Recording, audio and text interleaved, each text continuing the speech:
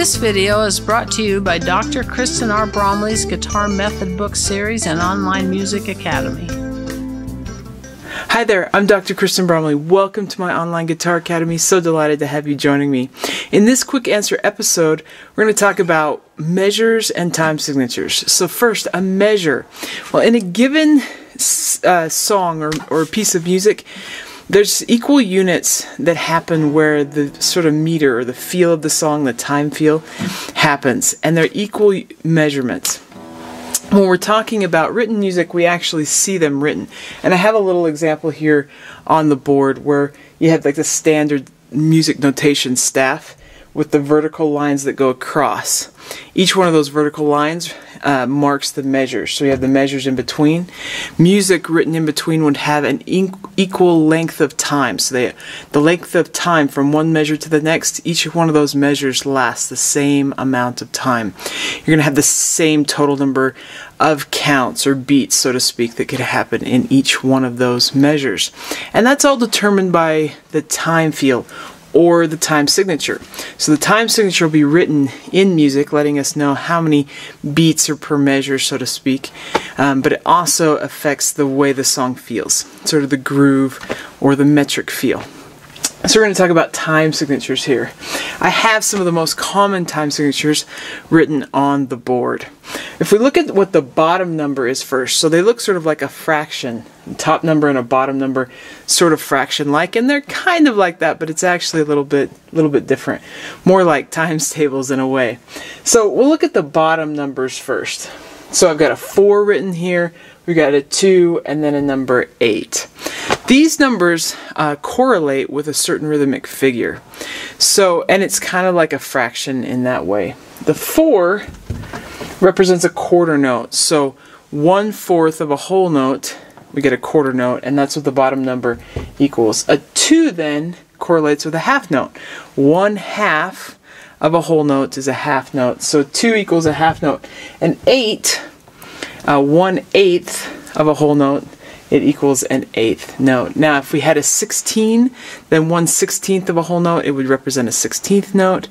If you had like a 1 written there, it would actually be a whole note. Those kinds of things are really unusual, but somebody may write music that way. And these are the common ones though. So that's what the bottom number represents. Now the top number then tells us how many of those happen per measure. So that's where the times tables kind of comes in. 4 times 4, 4 quarter notes per measure. 3 times 4, 3 quarter notes per measure. 2 times 4, 2 quarter notes per measure. 3 times 2, 3 half notes per measure. 2 times 2, 2 half notes per measure. 12 times 8, 12 eighth notes per measure. 9 times 8, 9 eighth notes per measure. 6 times 8, 6 eighth notes per measure. Now it's pretty simple when you look at it just like that, sort of in that times tables sort of view, the top number times the bottom number. But it's actually just a little bit more complicated as far as how songs feel. For example, if you were to do a little bit of math, you might recognize that 6 eighth notes per measure is going to be the same as 3 quarter notes per measure when you consider that 3 quarter notes per measure could also equal 6 eighth notes. Because the way these work is not that you're going to see exactly 4 quarter notes per measure necessarily, but you're going to see the rhythmic equivalent. So 4 quarter notes per measure could also equal anything that 4 quarter notes would add up to. So like 1 whole note per measure, or 2 half notes per measure, or 1 half note and 2 quarter notes per measure, that sort of thing. So with any of these, it's going to be the case. 3 quarter notes per measure could equal a dotted half note in the measure, 2 quarter notes and 2 eighth notes, a half note and a quarter note. So any kind of rhythmic equivalent of 3 quarter notes per measure could be in a 3/4 bar, or a measure that's in 3/4 time. It's also just a teeny bit more complicated than that as well, especially if we talk about simple versus compound meter. So we'll talk about that just here for a second without getting too overwhelming, I hope. When we have a quarter note on the bottom or a half note on the bottom, not the eighth note yet. We're looking at things that are in simple meter because we subdivide things into groups of 2. So a whole note cut in half equals 2 half notes. A half note cut in half equals 2 quarter notes. A quarter note cut in half equals 2 eighth notes. An eighth note cut in half equals 2 16th notes. A 16th note cut in half equals 2 32nd notes, and so on and so forth if we actually were crazy enough to try and subdivide further than that. So when we have something in simple meter, the subdivision of the beat, and we sort of look at the bottom number representing the beat, so the quarter note representing the beat here. When we have a 4 on the bottom and we have the quarter note as the beat, we're going to subdivide that into groups of 2 eighth notes, and so on and so forth. Everything's into groups of 2. Same thing with 3/2 and 2/2. It's a half note now, but we subdivide in groups of 2. 2 quarter notes equals a half note, and so on and so forth. Now, you might be doing a little math and think, wait, 2 half notes per measure is the same as 4 quarter notes per measure, right? So why have the 2 different ones? Well, 4/4 time is considered common time, and I put the C up here because sometimes in a time signature you might actually see the C. But it's just the most common metric unit that music is written in. Just kind of our standard music. Most of the time is 4/4.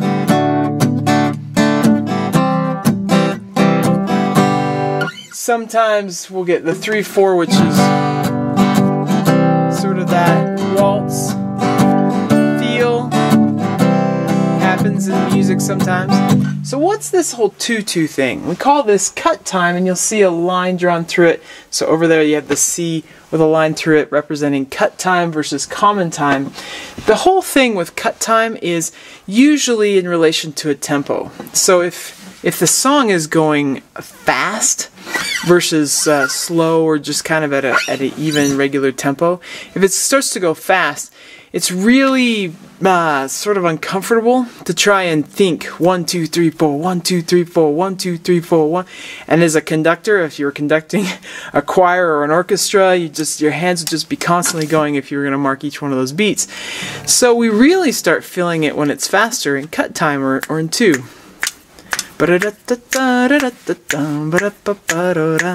Instead of when these are written, they look the exact same as far as the rhythmic figures in a song written out in standard music notation, but feel-wise, 2/2 versus 4/4, common time versus cut time, they feel a little bit different. Speaking of feeling different, if we look down here at compound meter, what happens when we have the eighth note as the subdividing factor, when we have the eighth note as the beat, sort of, it's not exactly the beat with these ones, but what we're working with when the 8 is written on the bottom is groups of 3.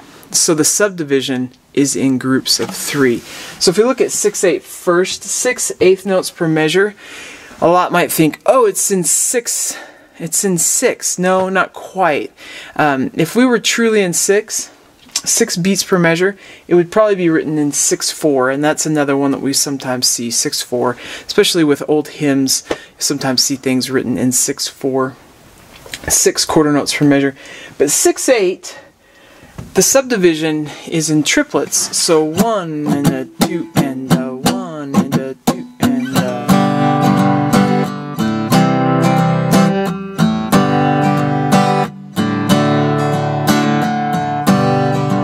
So 1 and a 2 and a 1 and a 2 and a 1 and a 2. Instead of 1 and 2 and 1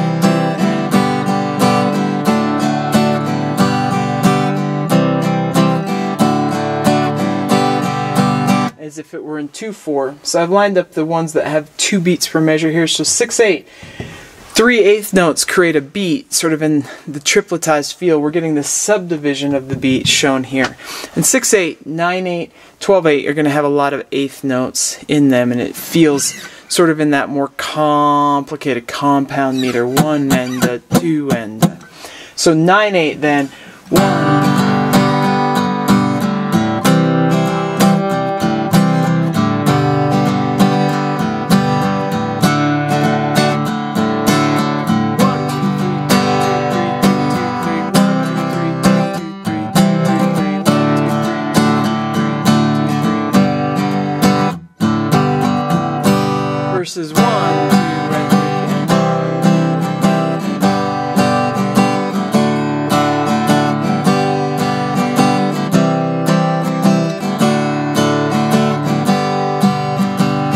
if it was 3/4 time, it'd be like that.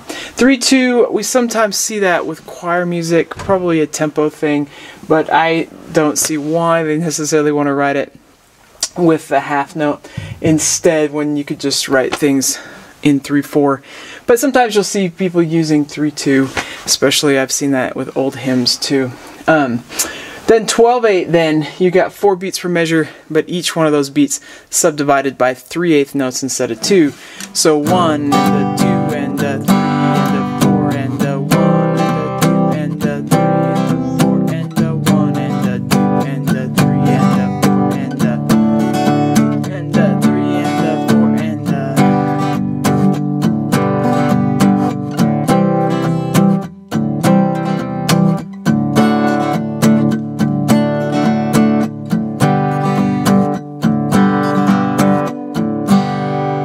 Whereas 4/4 time, 1, 2, and 3, and 4, and 1, 2, and 3, and 4.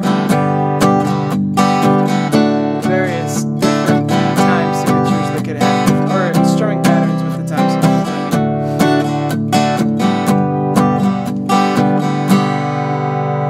So just like that. That's a little bit in understanding simple meter versus compound meter, which we see. The other thing that you will sometimes see is what we call odd meter. Like 5/8, for example, subdivided at the 8th note level. But what's interesting about those ones is you're going to have 2/8 notes plus 3, creating this odd 5/8, 2 plus 3, or 3 plus 2. The thing that's very interesting, though, is that the 8th notes stay rhythmically equivalent. 1, 2, 3, 4, 5. 1, 2, 3, 4, 5. But the emphasis or the grouping changes either to 3 and then 2, or 2 and then 3. And the reason that matters is it just sort of gives it a feel of where the emphasis of the stronger beat is the first one of the grouping. So really 5/8 has 2 beats, but one beat has 3/8 notes, one has 2, and they're the exact same length. So 1, 2, 3, 4, 5, 1, 2, 3, 4, 5, 1, 2, 3, 4, 5, 1, 2, 3, 4, 5, or 1, 2, 3, 4, 5, 1, 2, 3, 4, 5, 1, 2, 3, 4, 5, 1, 2, 3, 4, 5. Similarly, you could have 7/8, 2 plus 2 plus 3, or 3 plus 2 plus 2, really 4 plus 3, or 3 plus 4. 1, 2, 3, 4, 1, 2, 3, 1, 2, 3, 4, 1, 2, 3, 1, 2, 3, 4, 5, 6, 7, I should say. Or 1, 2, 3, 4, 5, 6, 7, 1, 2, 3, 4, 5, 6, 7. Creates this odd meter, and you see that once in a while, things in 7 or things in 5. Okay, so that gives you a little bit of an understanding, really a pretty complete understanding of meter and time signatures. Hope you're having a blast doing music, and we hope to see you again. If you found this video helpful, please hit the like button and subscribe to the channel. For more in-depth lessons and to progress through a free guitar course, check out my Guitar 101 series on YouTube and my Guitar Method books, which all come with access to hours of in-depth video lessons. You can find more information about me and my products at KristenBromley.com. Take care.